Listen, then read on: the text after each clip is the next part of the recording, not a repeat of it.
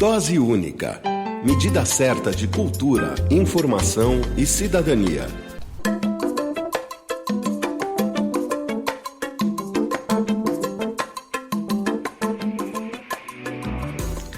O convidado deste episódio do Dose Única é pré-candidato à presidência da República. Defende a luta por moradia, mora em uma ocupação em Belo Horizonte, Minas Gerais, e sempre esteve envolvido com os movimentos sociais. É candidato pelo mais novo partido brasileiro, UP, é a Unidade Popular.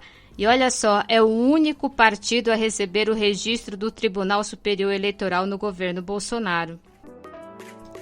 E o processo de registro não foi nada fácil, houve várias perseguições e muitas lutas e hoje é uma realidade. Eu convido o Léo Périx. Agradeço muito você ter aceitado o convite e bem-vindo aqui na Rádio da Rua, no Dose Única. Muito obrigada, viu? Beleza, Cláudia? Eu que agradeço o seu convite, queria saudar também a todos e todas que estão aqui nos ouvindo, nos assistindo. Obrigada, Léo. Léo, para a gente começar e aí conversar com os nossos ouvintes do Dose Única, para eles saberem também um pouquinho mais, né, sobre o partido que representa a maioria de nós brasileiros, principalmente a Pop Rua, né, os Sem Tetos pelo Brasil, representa as ações que a gente tem feito, as manifestações que os movimentos têm feito, principalmente dos sem teto, né? A gente está brigando tanto por uma moradia adequada, e essa é a ideia que eu penso que o partido está trazendo aí, que é representar principalmente os trabalhadores explorados. Então, eu gostaria que você apresentasse, falasse um pouquinho mais sobre o partido Unidade Popular e também falasse quem é o Léo, por que o Léo está à frente, né? Do Partido Unidade Popular e o que ele representa. Beleza, Cláudia. Primeiro que a UP, né, Unidade Popular pelo Socialismo, é a nossa consigna principal pelo socialismo. UP é a nossa sigla. E o nosso partido nasceu em 2014. A partir daquele processo de manifestações, as chamadas Jornadas de Junho de 2013. Elas foram um ponto determinante, porque ali ficou nítido que os partidos estavam em grande parte, em esgotamentos que existiam até então. E que havia uma necessidade, um vácuo em relação à representação. Aquele foi um momento divisor de água, porque foi um momento de grande mobilização de parcelas fundamentais do povo brasileiro. Outras importantes das jornadas de junho estão por ser realizadas até hoje, né? Em relação, por exemplo, ao transporte público, à questão urbana, né? A explosão da questão urbana. E aí vem a Unidade Popular. A partir de 2014, a gente iniciou o processo de coleta de assinaturas para poder o partido ser registrado. Tivemos uma primeira experiência que foram caçadas 116 mil assinaturas que nós tínhamos pego no Brasil, porque a legislação mudou, né?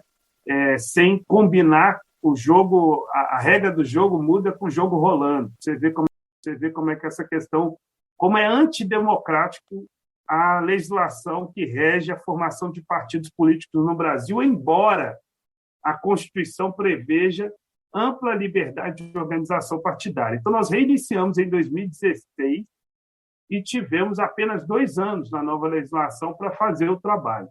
E, nesse processo, a gente conseguiu ter apoio de mais de 1.200.000 pessoas no Brasil para o partido se registrar.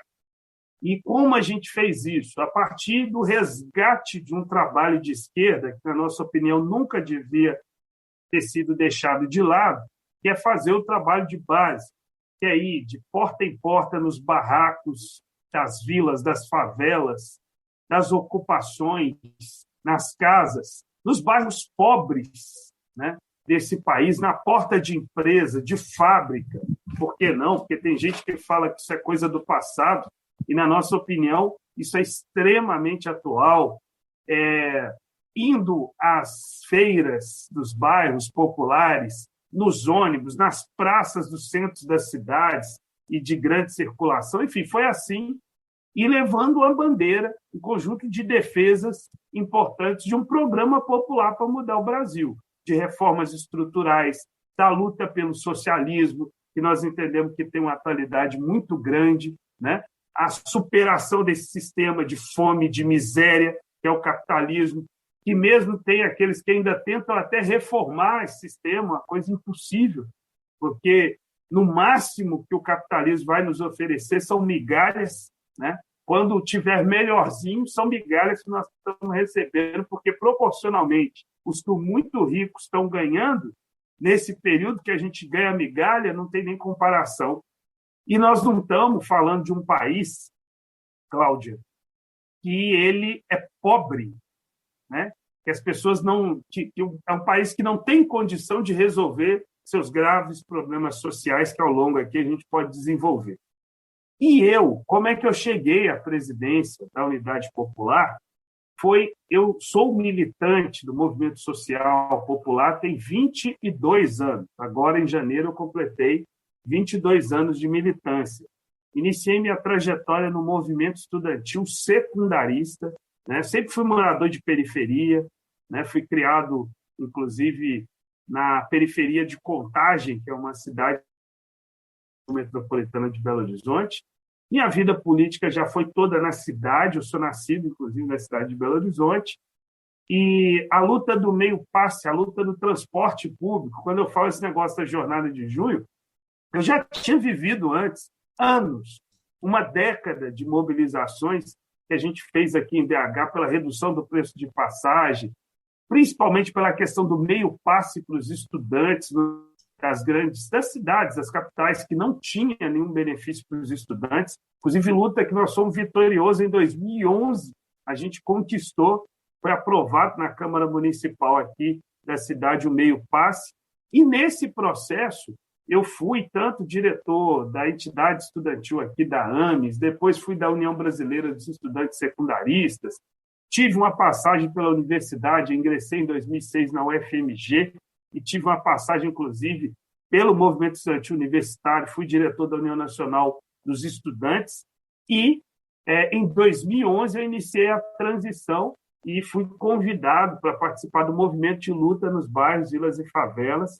Ingressei no movimento, já fui ajudando a construir uma ocupação que eu moro hoje e me dediquei boa parte também dessa trajetória à luta pela moradia, inclusive também completo 11 anos de luta ininterrupta nas periferias, ao lado do povo que mais precisa, lutando por moradia, pela reforma urbana. Então, esses anos também, metade da minha trajetória política já é atuante. Então, eu acho muito interessante estar conversando com vocês aqui, saber que vocês fazem um trabalho junto à população em situação de rua, são irmãos e irmãs que a gente se encontra nesse processo de luta de forma permanente. Muitos e muitas, antes em situação de rua, hoje conquistaram, inclusive, suas moradias nos processos de ocupações que o MLB fez. Na que eu moro, inclusive, nós temos várias experiências desse tipo, nas ocupações das áreas centrais, e o nosso movimento é um movimento nacional, né? Que, inclusive, em várias regiões, cidades, enfim, procura sempre ter muito diálogo com as pastorais, com os setores que articulam e organizam essa luta tão importante. E, nesse de 2014, aí foi feita a proposta que eu assumisse a presidência da UP, confirmado no primeiro e no segundo congresso da UP, inclusive o segundo aconteceu agora em novembro desse último, agora de 2021, onde também decidiu o lançamento da nossa pré-candidatura à presidência da República. Puxa, Léo, que caminhada de vida e de luta muito rica, né?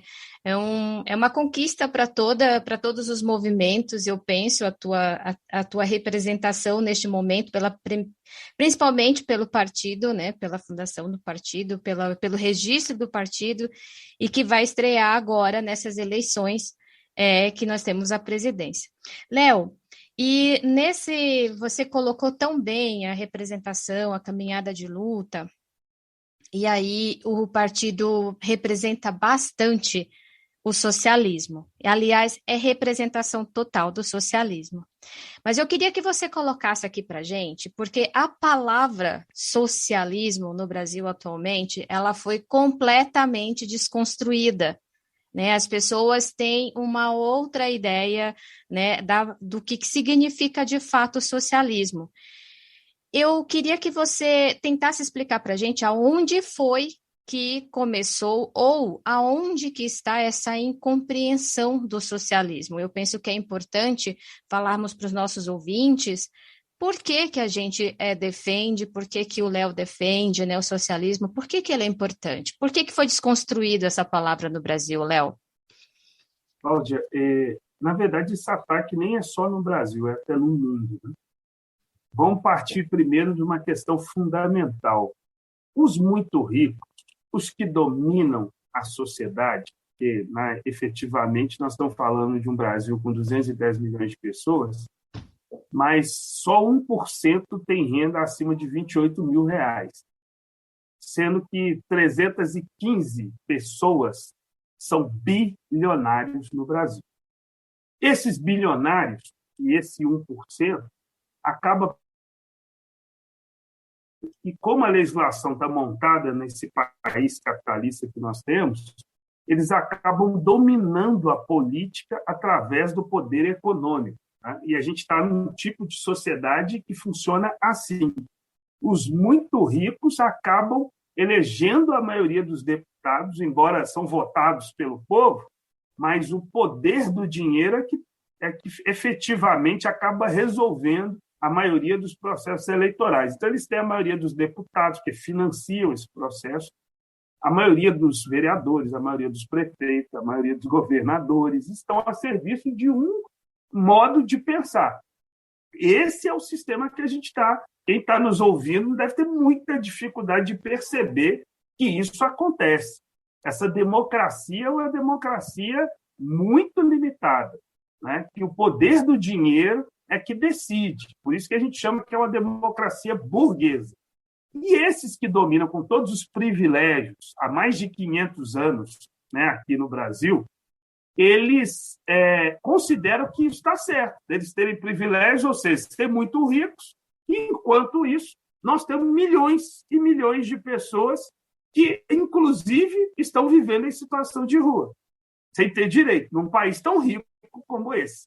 Então, esses setores também, para manutenção dos seus privilégios, jamais vão falar bem de processos que podem levar a eles não terem mais direito de serem o que são. Porque toda riqueza ela é fruto da exploração e da opressão sobre as pessoas, né? Eu desafio alguém a me apresentar uma riqueza que foi construída sem explorar, sem oprimir, sem se passar a perna, né? Digamos assim, sem usar o outro para você se enriquecer. O que nós defendemos, o que é o socialismo? Ele é se apropriar o povo, dirigir politicamente o país, economicamente o país, e essa riqueza, porque tem uma falsa tese que nós defendemos que todo mundo tem que estar na miséria. Isso é ridículo. Nós defendemos que o poder, esse dinheiro, esse recurso todo, essa riqueza toda, que um país como o Brasil tem, ela esteja a serviço de todos e todas. Essa é a defesa do socialismo. Que a riqueza, que os meios de produção, as terras, as fábricas, os bancos, as usinas, né? O conjunto daquilo que dá a condição de transformar toda essa riqueza natural em bens, em mercadorias que beneficiem a população, isso tudo seja coordenado, organizado e sirva à vida. Então, o socialismo ele é associado à vida, à felicidade do povo, da classe trabalhadora e do povo pobre desse país. Evidentemente que os grandes meios de comunicação, que também estão a serviço dessas classes dominantes, não falarão bem desse sistema. Mas quero te dar um exemplo de uma realidade parecida com a nossa na América, né? nessas nossas Américas, que é Cuba. Tão mal falada, mas, olha, o Frei Beto, grande Frei Beto, ele tem uma definição muito interessante sobre Cuba. Ele diz: Cuba é o inferno para os ricos, o purgatório para a classe média e o paraíso para os pobres. E nós estamos falando da imensa maioria da população que vai gostar muito. E outra, Cuba não tem nem queda d'água, é uma ilha. Agora imagina, porque o problema do socialismo é que ele tem dificuldade em se desenvolver junto num país pobre. E mesmo assim, Cuba tem um dos melhores sistemas de saúde do planeta Terra, de educação do planeta Terra, e todo mundo tem direito à moradia e não tem criança abandonada na rua. Inclusive, lá é o país que menos crianças, na verdade, nenhuma criança, até semana retrasada, eu não tenho o número dessa semana passada e nem dessa semana, mas até semana retrasada, nenhuma criança havia morrido de Covid-19 em Cuba. E todas foram vacinadas. E eles formularam a própria vacina. Enfim, essas coisas, você não vai ver o William Bonner falando no Jornal Nacional. Né? Não vão falar sobre isso. Agora, a felicidade para os pobres está aí, para a classe trabalhadora, para o povo. Por isso nós defendemos, lutamos por isso. Sabemos que não é uma realização que pode ser feita de um dia para o outro. É um processo de construção. E aí alguém pode perguntar, mas e, Léo, se vocês defendem o socialismo, a superação desse sistema, o que você está fazendo participando de eleição? Né? Claro que é importante a gente participar desse processo, porque, por exemplo, se não fosse, eu não estaria aqui dialogando com muita gente que vai nos ouvir, que vai saber que a gente existe, que vai saber que a gente defende essas ideias. Muita gente tem esperança que só o processo eleitoral pode mudar as coisas. Isso é uma realidade, porque é isso que é dito nos grandes meios de comunicação. E está aqui um preto pobre de periferia falando que, olha, votar é claro que é muito importante, mas não é só isso. O processo de democracia popular que nós defendemos, votar dele, a ação direta, a participação direta de milhões e milhões de pessoas. E aí, Cláudia, nós estamos falando de tecnologia, não fala-se muito desse negócio de tecnologia no país. Muito. Olha, você está em São Paulo e eu estou aqui em Belo Horizonte conversando em tempo real. Pois essa tecnologia aqui podia ser usada para tomar decisão. Milhões e milhões de pessoas participando decisivamente, formativo de um monte de opiniões, resolvendo um monte de coisa no país. Isso era possível. Né? Se tem urna eletrônica, era possível outros meios também para consulta da população, plebiscitos, várias formas, envolver gente das áreas. Você quer resolver o problema da população em situação de rua? Convoque-os e dê poder a eles a tomar as decisões. Vai ver se não vai resolver. É o protagonismo de nós são mesmos. Elementares. Fundamentais. Os explorados e oprimidos têm que assumir o seu papel de direção nas grandes mudanças do país. Não vai cair do céu. Sabe? A nossa pré-candidatura tem alguns objetivos. Um deles é a gente sair do processo, vitorioso ou não, porque nós estamos lutando para ir para o segundo turno. Agora, vitoriosos ou não, nós estamos qual é a vitória para nós? É que boa parte do povo entenda que ele precisa se mobilizar, ir para cima, ocupar as ruas, fazer luta social. Entender que nós precisamos nos organizar. Precisamos ser organizados, precisamos para poder mudar. Léo, e diante de todo esse cenário que nós estamos aqui conversando, essa conjuntura que nós temos, essa conjuntura atual, que ela vai mudando a cada dia, a cada semana, a gente sabe muito bem disso, principalmente desses últimos 6 anos, quase 7 anos, né? Podemos dizer assim. Não digo agora, depois das eleições de 2018, mas eu vou falar que isso acontece até mesmo antes do golpe mesmo, né? Que a gente sabe que foi um golpe e agora todo mundo parece que está entendendo, né? Que foi um golpe de fato. Mas diante de toda essa forma que a gente tem de fazer política no Brasil, que é uma coisa, eu vou dizer que é comercial, né? É uma coisa muito comercial que a gente tem hoje. Eu até costumo falar que há muito tempo a gente não tem uma esquerda nesse país, eu penso que isso é uma realidade. De tudo isso que a gente está vivendo, como que o partido vai fazer e como está fazendo para a gente dar mais visibilidade, principalmente nas ideias e planos para o futuro, né? Como é que a gente vai fazer fazer com que as pessoas conheçam e saibam dessas ideias que são formadas no coletivo e ter visibilidade, Léo? É um desafio muito grande, eu acredito. É imenso, até porque a legislação impede a Unidade Popular, que é o mais novo partido político do Brasil, de ter tempo de TV, de rádio, TV, que traria a nossa Constituição essas medidas que foram tomadas nos últimos anos, em especial em 2015. Nesse período de 2015 e 2016, você falou de um golpe, ele foi um golpe institucional que tem muitos reflexos nas legislações que foram implementadas posteriormente. Então, como nós pretendemos fazer essa propaganda do partido? Para as pessoas saberem que existe. Esses espaços aqui são muito importantes. Agora, eu quero ressaltar que a UP foi registrada, conseguiu o apoio de 1.200.000 pessoas sem ter nenhum meio de comunicação, dos grandes meios de comunicação apoiando. Então, nós fizemos esse trabalho popular que eu disse. Então, nós acreditamos muito nele.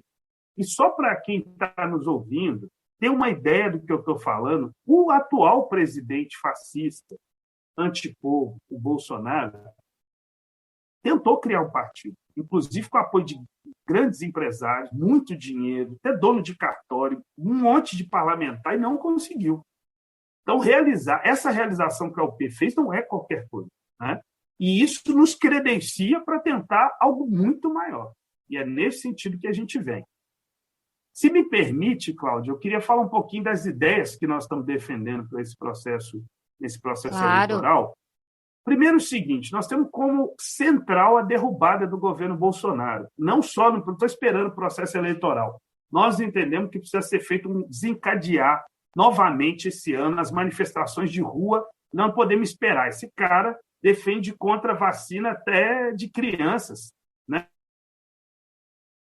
Por demora na vacina. Os mais de 630 mil mortos no Brasil, né? Fruto das políticas e da tentativa, inclusive, de propina que esse governo teve na compra das vacinas. Então, vejamos, é um governo que faz apologia à tortura e nossos irmãos e irmãs em situação de rua, qual o que acontece com eles no dia a dia? Vi uma imagem extremamente indignante da semana passada da Polícia Militar colocando muitos dos nossos irmãos e irmãs sentados no chão e sendo torturados, recebendo bala de borracha, né? E esse presidente fazendo apologia, né? Nossa juventude negra, nosso povo negro sendo massacrado. Mais um dos nossos morreu lá em Niterói, né? Nessa semana, agora também, assassinado por um policial militar enquanto trabalhava em frente à barca, né? Então, assim, nós vivemos uma escalada de violência muito grande, inclusive o papel do Estado como agente central dessa violência contra os pobres, né?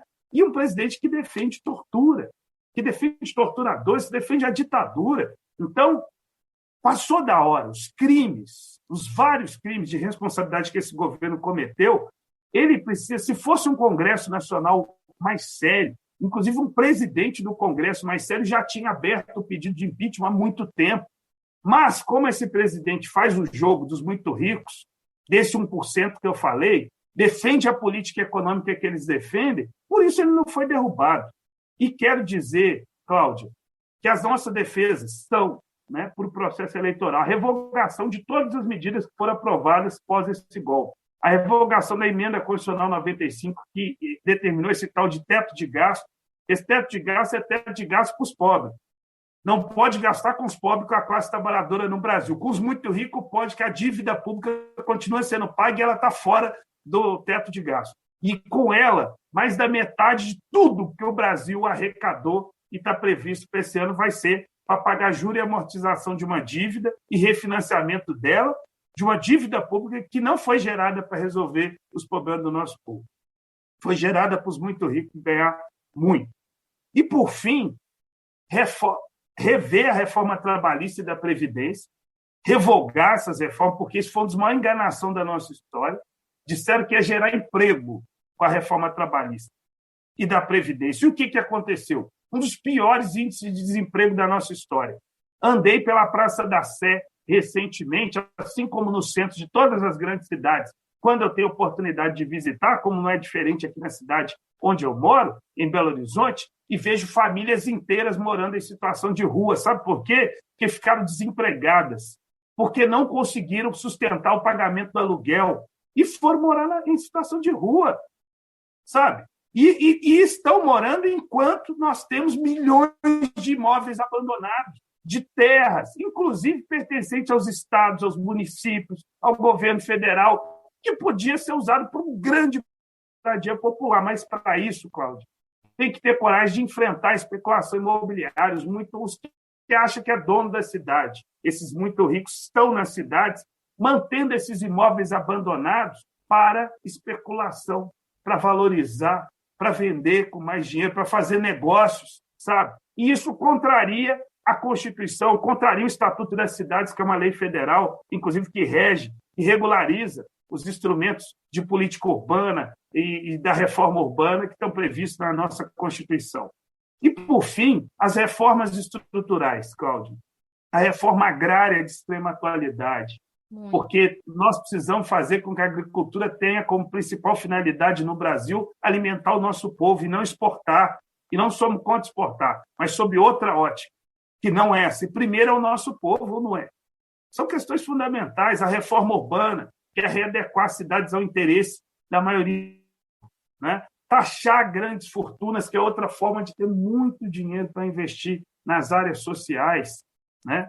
Na saúde, na educação, na moradia, por exemplo, né? E fazer a punição dos torturadores de 64, do período da ditadura, aos dias atuais. Isso é extremamente atual no nosso país. O único país aqui da América do Sul que teve ditadura e não puniu seus torturadores. E, ao não praticar esse processo de justiça de transição, que é o nome disso, nós estamos vendo a impunidade do passado ela agir no presente, né? Não é à toa essa escalada repressiva, inclusive nazi-fascista, que está se colocando no país, a partir, inclusive, do próprio presidente da República autorizando esses setores que estavam na defensiva a agir contra quem? Contra os movimentos sociais populares, contra a esquerda e contra o povo, no fundamental. Então, são medidas fundamentais que revelam o atraso do nosso país, e sem elas a gente não avança, sabe? Essa é a questão fundamental. Vão aparecer várias candidaturas falando que vai mudar o Brasil. Se não entrar nisso que eu estou falando aqui, não tem mudança nenhuma, sabe? E como implementar se nós não vamos ter maioria no Congresso Nacional? Povo na rua. Essa é a questão. Com o povo aos milhões, lutando por esse programa, não tem. E essas grandes mudanças acontecerem nesse país. No mais, Cláudio, nós temos nossas mídias sociais. Quem gostou, quem quer saber mais, entre no nosso site unidadepopular.org.br. Quem quer me seguir nas mídias sociais, procura lá, Leonardo Péricles, Léo Péricles, que é o meu nome, Leonardo E é Péricles, fácil, gente, é muito fácil. Lembra do pagodeiro Péricles, que aí fica mais fácil, tal, Leonardo, aquele negão da periferia, pá, entra lá, pronto, segue a gente nas mídias sociais, que aí fica fácil também, estamos abertos para trocar umas ideias, estamos indo. Léo, puxa vida, muito obrigada e que bom que você tocou no assunto aí, que é exatamente o que está acontecendo. Isso é um projeto que causa miséria e morte e eles lucram com isso. Léo, muito, muito obrigada pela sua participação, pela tua partilha. Estamos com vocês. O microfone aqui do Dose Única está aberto para quando precisar. E vamos juntos, com muita luta, com muita fé, coração e coragem. Muito obrigada, viu? Beleza, Cláudia, querida. Obrigado e um grande abraço a todos.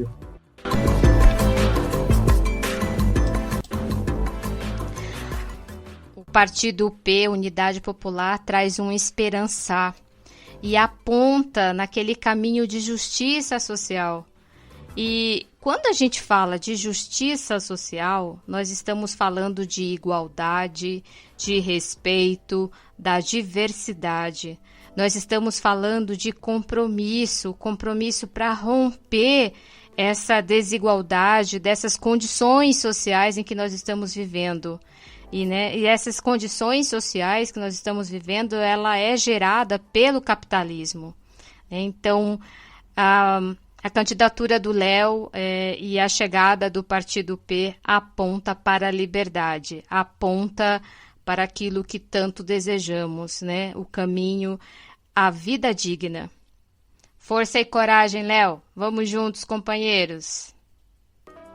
Então, para você saber um pouquinho mais sobre o Léo, conhecer a caminhada dele, acompanhar a agenda, os projetos, não custa nada. É só você seguir o Léo na conta dele do Instagram, Léo Péricles. Você também pode acompanhar também a Unidade Popular pelas redes sociais, @Unidade Popular. É a conta do Instagram. E o do Léo é Leonardo Péricles. É fácil. Vão lá, sigam, curtam e conheçam um pouquinho mais sobre a história de vida e de caminhada e também a pré-candidatura do Léo Péricles. Dose única. Medida certa de cultura, informação e cidadania.